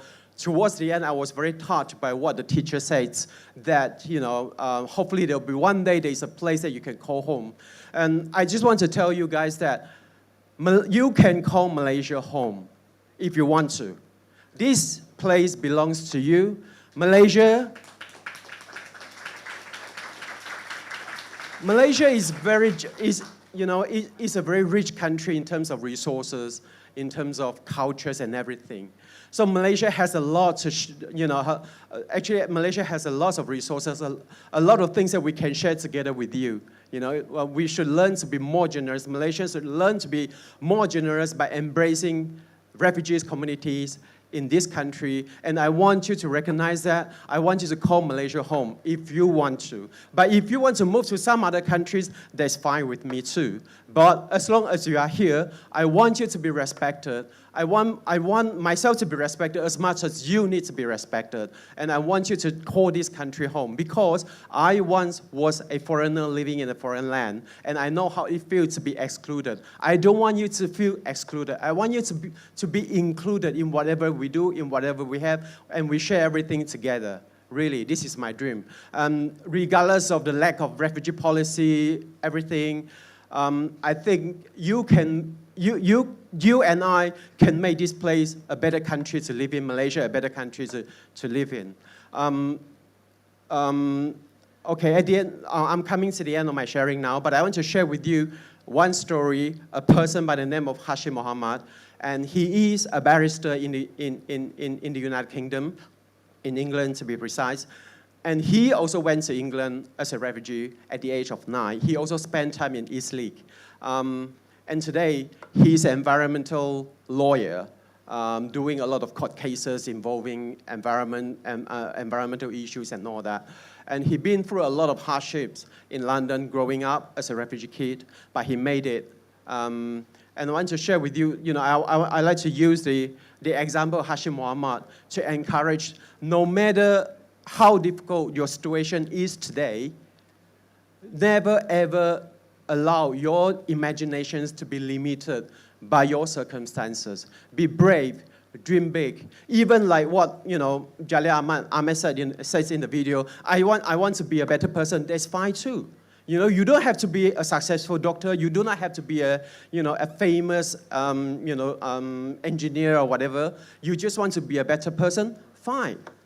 But never ever allow the difficulties that you are facing today limit your limitations or limit, your potential.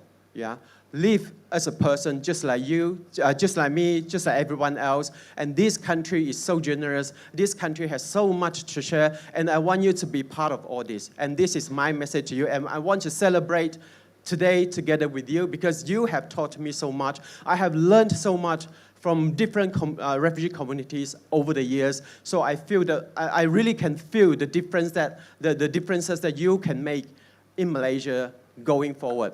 And this is my message. And let's work together and let's live side by side as fellow human beings, as fellow Malaysians, regardless of the lack of citizenship, whatever. To me, you are as much a Malaysian as myself. Thank you very much. All right, thank you, Mr. Josh Hong. Actually, you can remain standing somewhere here nearby because he's not done yet. He has another thing to offer to us, which is going to interview two ladies from Al Shaddai. And let's welcome Angela and Nakesh as they talk about their life back in their home country and now also in Malaysia. And yep, Mr. Josh Hong, you will be helping with the interview as well.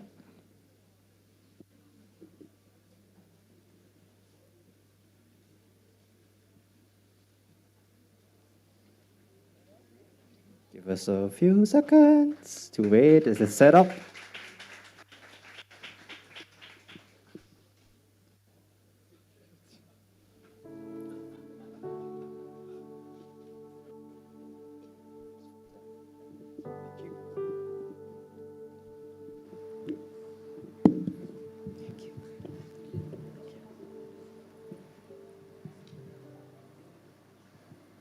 May I start? Okay, right. Wow, I'm feeling like, what? Trevor Noah? Just kidding. Hi, Ngeke and Angela, right? We met a few weeks ago, right? And yeah, today, like what I said before, like, you know, we want it to be casual. Yeah, so it's this is not an interview. This is a chat about your lives, about my life, you know, yeah. So, yeah, first, you know, my first question would be, can you share with us your experience of living in Malaysia over the years? We can start with a bit of introduction about yourself, and then you can go on to, you know, sharing with us your life experiences in Malaysia, good, bad, you know, like I say, you know, we live as human beings. You know, we're equal with each other. So it's okay that you want to share some negative things about Malaysia. That's fine with me too. You know, don't worry. You have every right you know, you're entitled to complain. You're entitled to enjoy whatever that you're entitled to. So, who likes to go first? Ngeke, yes. Okay. My name is Nyakech, and I'm 18 years old, and I'm from South Sudan. My experience in Malaysia here, like when I first come here, right, it was like a bit difficult because the food here in Malaysia, and it was very hard to adapt. And then like in Malaysia here, right, so they got like different foods, like it's not like similar to ours. And also like when you go to market, right, like then some people like they will approach you in Malay, and then I don't know how to speak in Malay, and then like, yeah, like it's kind of difficult. And Angela?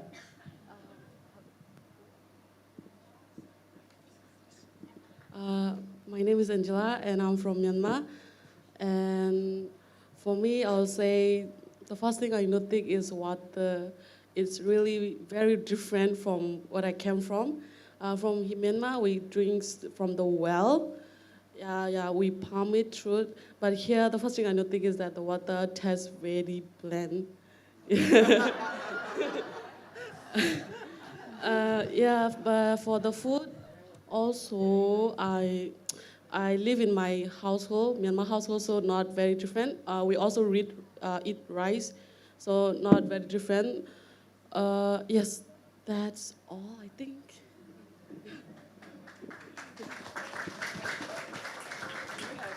Do you have your favorite food in Malaysia? For me, I'm not sure, but I like this kind, like, I think it's like Chinese chicken rice, like, so, yeah.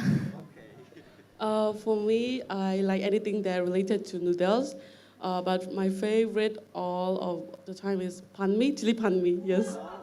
Yes. Yeah, I like chili a lot, so yeah, chili pan mi it is. I see. Okay, thank you. And no thank you because I don't like pan mi. Yeah.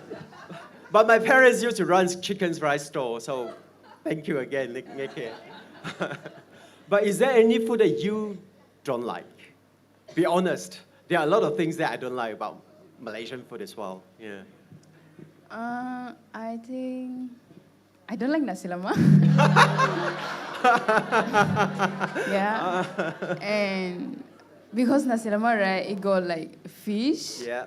Like the small fish, and I don't like, yeah. So for me, I don't like eating seafoods, because I don't like the smell. So yeah, and then Angela? For me, I'll say biryani. It's because of the smell. You know, the smell that those kind of flowers that has a very strong smell, and I can't tahan those things. So yeah, I don't like those. Okay.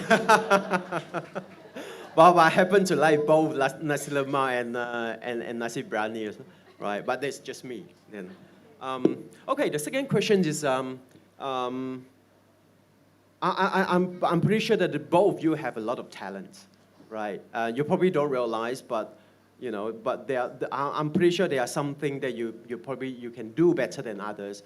So if you're given an opportunity, like how would you like to contribute your talent, or what do you think you can do to help Malaysia become a better place to live in? Yeah. Ever thought of that? Because every kid in Malaysia is taught to have, you know, a dream for their future, you know, what they can do to contribute to society, country. And I'm pretty sure you probably have the same idea, probably, you know, ran through your mind before as well. Yeah. I think for me, so I didn't think about that, so I'm not sure about it.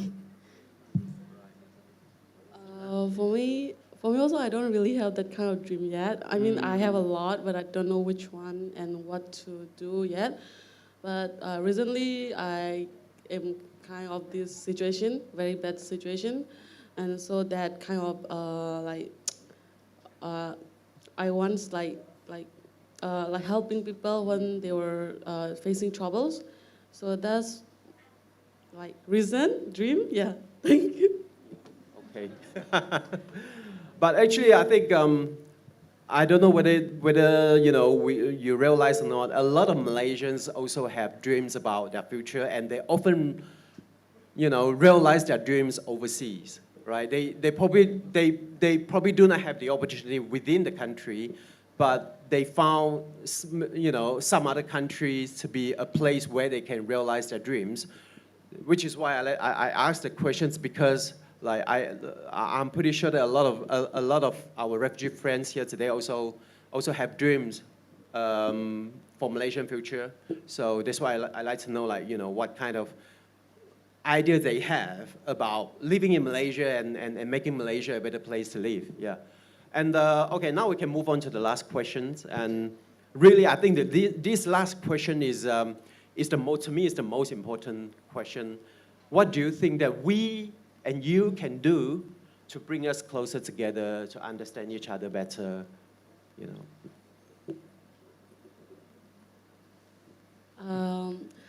For me, what I think is that like there should be a lot of less of discrimination in terms of like racism, yes, and social status.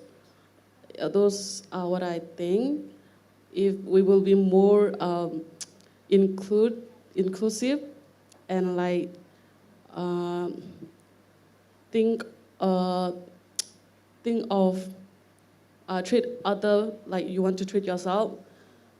So yeah, I wish we will be more sympathetic of other people with a very understanding nature. Yes.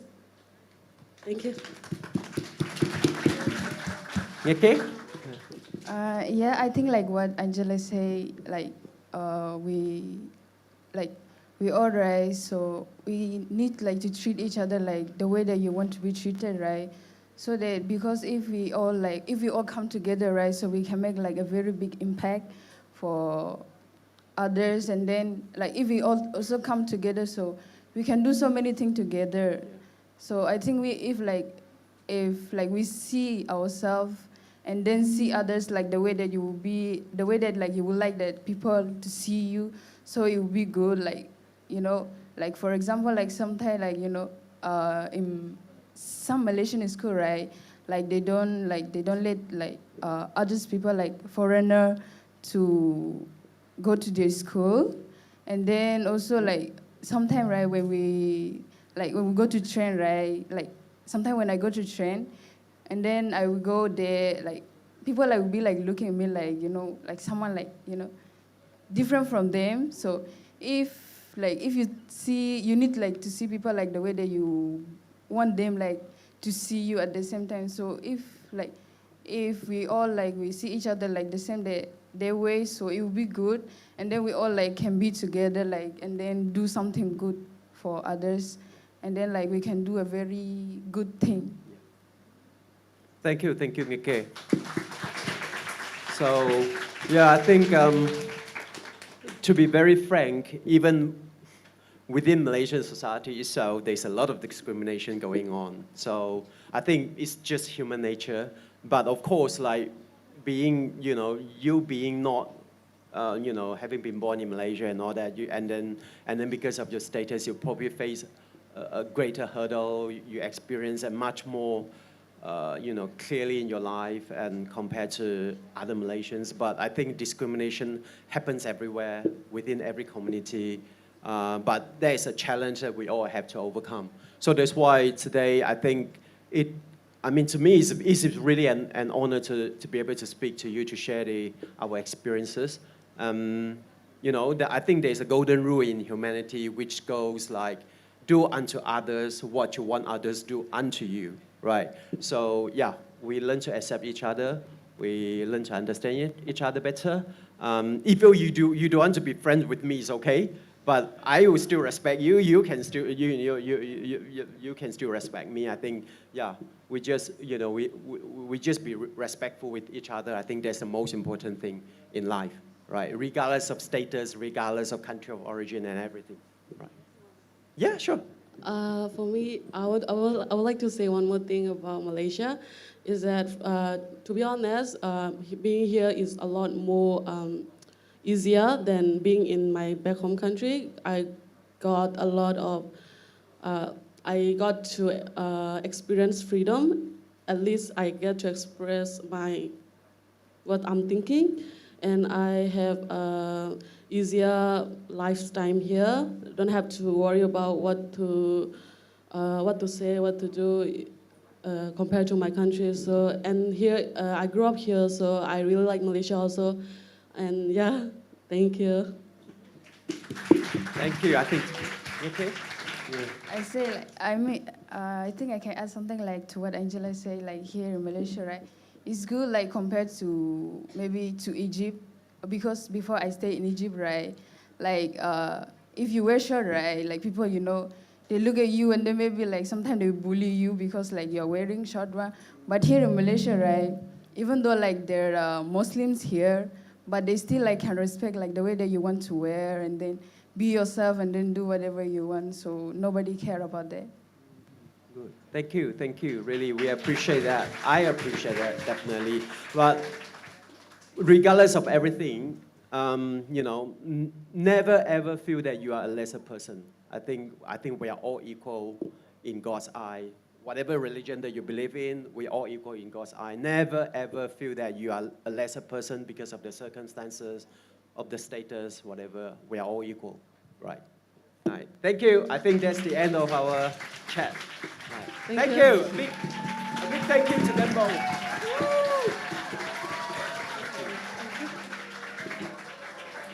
Thank you. Okay, actually, there's something very special. So, Nakesh, actually, you should stay on stage because we realize today is your birthday. Oh! Since it's her day today, why don't we all sing the song together?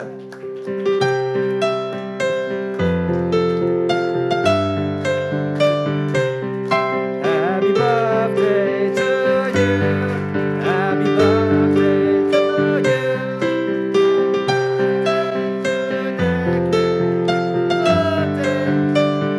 One more time.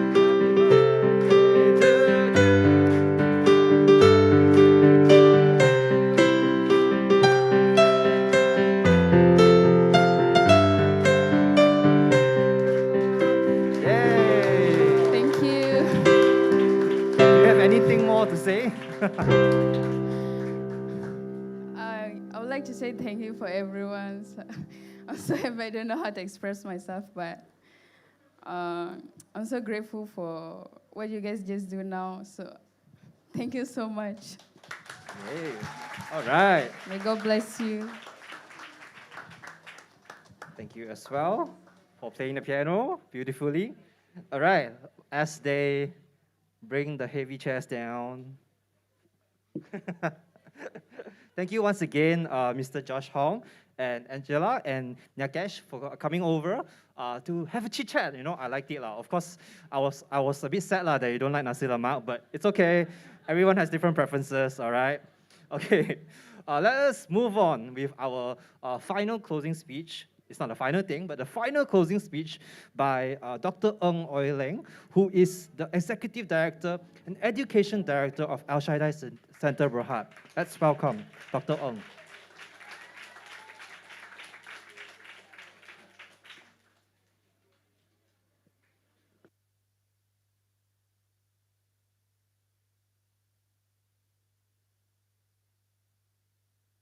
All right, okay.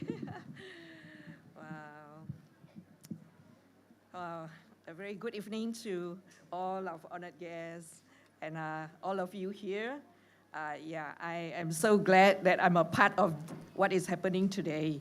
Yeah, thank you indeed for giving me so much joy. And I believe we all also feel the excitement that is within us. Yeah, those two girls, the birthday girl and Angela, you know, I feel so proud of them. A spontaneous interview, you know, and it was good. Yeah, I am really happy. Okay, to actually want to tell you a story. I just came back from Melbourne, and you know, in Melbourne, my daughter was telling me, "Mom, do you know what is the best? Who cooks the best pan mee in Melbourne and sell it, and the people line up to buy?" It's actually two Myanmar refugees that have been in Malaysia. And they have been in Malaysia cooking pan mee for years. And now they make the best pan mee in Melbourne. And they are making so much money. And my daughter said, you know, I'm a lawyer, but I think these two girls make more money than me. So don't look down on pan mee. And don't look down on what you are doing now, even if you are just either making pan mee or just cooking something else or working in a restaurant or whatsoever. You never know what's going to happen next, you know, before when you go off to somewhere. Okay, yeah. I also want to share with you another story. Actually, someone was just talking to me and they say, you know, that she did a research about students in my school.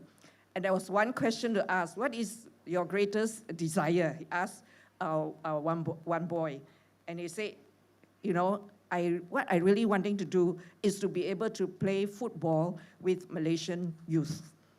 He said, we always play football only with refugees. We never play anything with Malaysian youth. Yeah, and I think it reminds me indeed, paints my heart a little bit. Yeah, but I feel it also paints a very real picture today of how refugees are actually very segregated in many ways. Yeah, they are segregated among themselves too. Different ethnics also differently, though come from the same country. They probably also don't mix very well. But I think from other countries, many also cannot really, or don't have opportunities, I must say, to really come together. Yeah. Today, I think the theme for tonight is a new diversity. Yeah, but Al Shaddai Center has also a theme for its World Refugee Day. It's called Displaced But Belong. Yeah, and I think segregation is actually enemy to, or contrary to belong. Yeah, it's actually, you know, difficult to cross this barrier, yeah, of the us and them. You know, the us and them divide is very clear. In fact, like what Josh was saying, it's true to every community. Yeah, it happens everywhere. Yeah, and I think we cannot trust our government or our politicians. We cannot trust even the practice of religion or even education to solve this problem. It cannot happen. Yeah, and it will be there all the time. So that's why today I would like to, indeed, in my closing speech, to continue to remind us the call of this World Refugee Day, indeed, is a call to inclusiveness, I would want to say. It must be that. And inclusiveness is not about having an event or doing some activities together. It's not also about wearing the same clothes or eating the same food. It's not anything that is external. The call has to be something, that changes deep inside. It has to be a call to change in our heart and also in our attitude. This heart and attitude issue has to happen. The change has to happen deep within, before we can really see real and true inclusiveness happening within. So I think the first thing that we should and we have to recognize is that we all belong to the same one family called Homo sapien. We are all human beings. And I think we have one more advantage that brings us together is that I think most of us here recognize that we are actually we come from the one creator, that is God. And God has created us. So we come from the one source and we are of one family. Even our genes tells us that separation or segregation weakens us, or we just keep to our tribe. It also weakens us. Because mixed marriages, we can see, produces much more, maybe smarter and more beautiful children, right? Like our Lillian. I think are you mixed? Yeah. See? So if we keep giving ourselves to our same tribe, we will just get weaker and weaker and weaker. How I wish that my parents are mixed. So I think it's a reminder for us, indeed, that we need to come together. And I think that happens when we begin to recognize, we are actually one big family. And I think we have also a model that we can follow. I'm always reminded that this thing will not happen also if we do not understand what is humility, how to be humble with one another. Like what Josh said, or even my girls were saying, that do unto others what you want others to do unto you. That's true. That's also true humility. And this humility has to happen between both parties, whether you are refugees or foreigners, and also host people. Both parties have to be humble to be able to come together. We know that there are refugees among us. Not every one of us has our own pride, including refugees and also hosts, of course. But my call is that I think as hosts, we probably need to practice humility even more. I'm always reminded truly that Christ always said, you are my friend. I share with you what is deep in my heart. Only friends share with one another deeply. So it is not something that is superficial, but it is a deep sharing that is within, that I'm willing to give myself, open myself to you, to receive you, and that you are willing to receive me, and that when we come together, we share deeply in our hearts. And of course, our Lord Jesus Christ goes a lot further, that he says that you are now my brother, you are my father's children, that I will die for you. So I think this is true. I think true humility only brings true inclusiveness. Everything else that we do, I believe, is just very superficial. It may look good, but what really touches our heart, changes us, has to spring from deep within us. In conclusion, I really wanted to say, really, these displaced people or refugees or whoever, that has come to our nation, is a beautiful, colorful mosaic that is going to make Malaysia a much more beautiful place to stay. Thank you so much for being a part of us. And thank you so much for being here. We can learn so much from you, you learn from us. I mean, that is how we should be living together in a world such as this. Today, we have 100 million refugees globally, whether we like it or not. People are on the move. People are looking for better places to live. But we just want to say, no matter where we are, or no matter where you are, as refugees, people on the move, that you will My prayer is that you will find a place that you truly can call home. I'm not sure whether you will call Malaysia home, but we truly want to welcome you. And we want to learn from you, and we want to live together.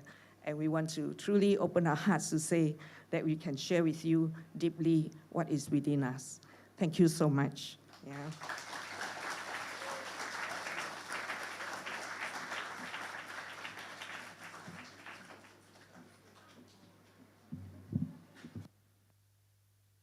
Thank you, Dr. Ng. All right. So what we're gonna do now is we're actually gonna take a Wi-Fi or group photo lah, but using my phone. And later on, the photographer will also take another photo of all of us. And no, you don't go straight away after that. There's still one more performance, okay? Just letting you all know first. So what we're gonna do now is, okay, let's see. I don't do this all the time, by the way. Okay.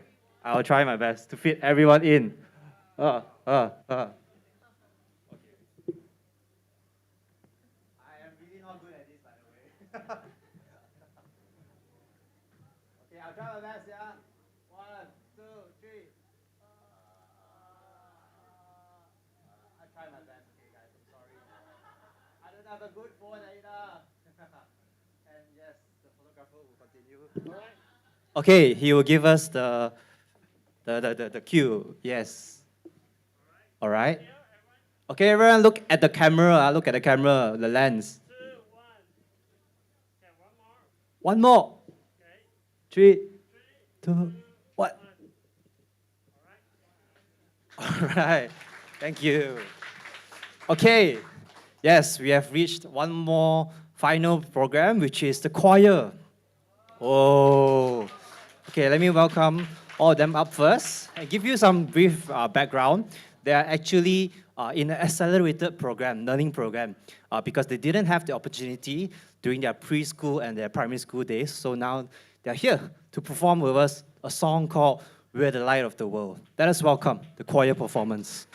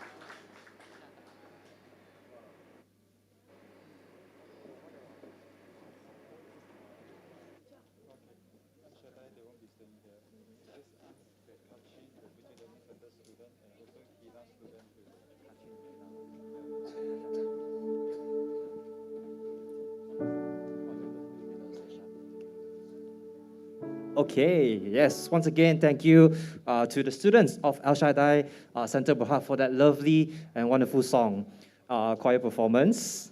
Okay, we are really almost to the end, but before that, I would like to invite the students and the children from Kachin Refugee Learning Center and Hila Community Center to come to this front part of this stage, as there will be an ampao giving happening now. Yeah. All right, once again, the students or the performers, the kids from Kachin Refugee Learning Center and Hila Community Center, please step forward to this place here.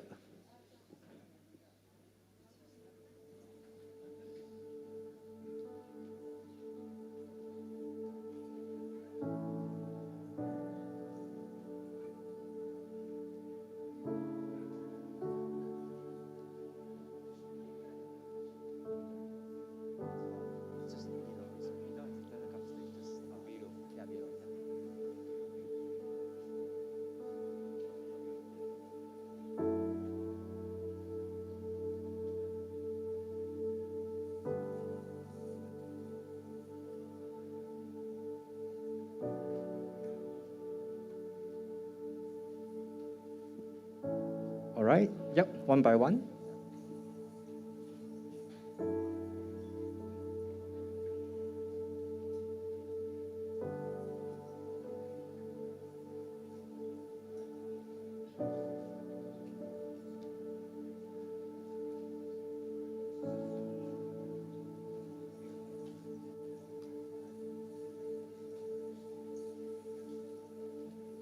In the meantime, bye-bye to those from El Shaddai. They are heading home first. Thank you once again for the performance.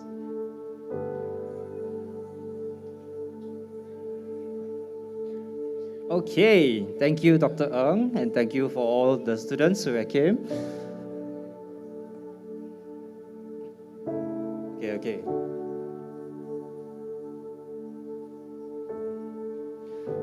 All right, we have reached the end of World Refugee Day 2022, A New Diversity.